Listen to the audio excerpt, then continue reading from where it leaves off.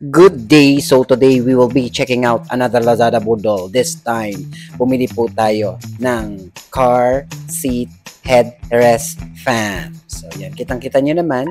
Ganda ng itsura niya. Kakaiba. Basic fan na may button sa gilid.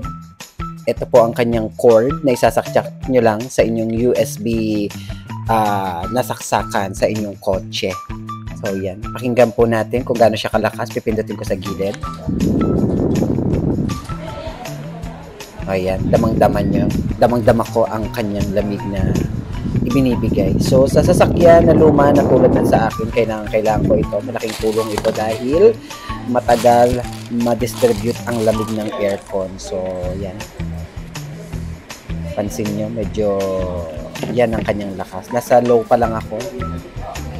May medium at meron sa kanyang mas mabilis pa. So, yan. So, magkadikit naman ito sa iyong batok.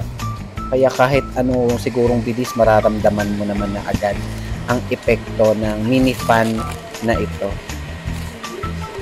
Yan.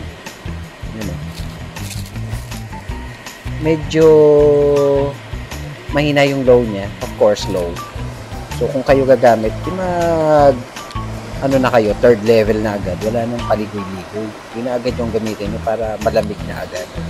Para makatulong na agad sa pag-distribute ng lamig sa inyong kotse.